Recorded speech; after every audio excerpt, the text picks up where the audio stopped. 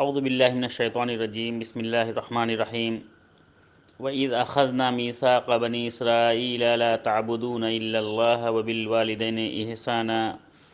وَذِي الْقُرْبَى وَالْيَتَامَى وَالْمَسَاكِينِ وَقُولُوا لِلنَّاسِ حُسْنًا وَأَقِيمُوا الصَّلَاةَ وَآتُوا الزَّكَاةَ ثُمَّ تَوَلَّيْتُمْ إِلَّا قَلِيلًا مِّنكُمْ وَأَنْتُمْ مُعْرِضُونَ۔ اللہ رب العالمین نے اپنی آخری کتاب کے اندر سورہ بقرہ آیت نمبر 83 میں ارشاد فرمایا کہ وَإِذْ أَخَذْنَا مِيثَاقَ بَنِي إِسْرَائِيلَ، کہ جب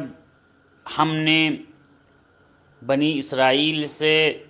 عہد و پیمان لے لیا کہ لا تعبدون الا اللہ، کہ تم لوگ اللہ کے سوا کسی اور کی عبادت نہیں کرنا،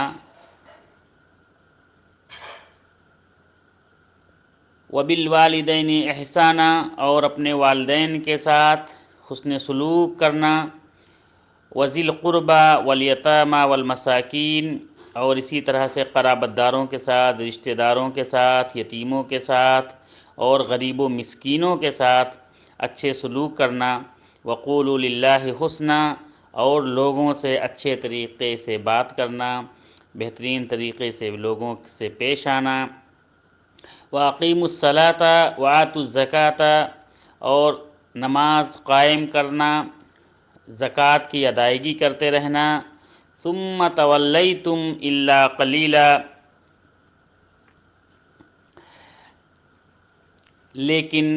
تھوڑے سے لوگوں کے علاوہ تم سب پھر گئے اور منہ موڑ لیا،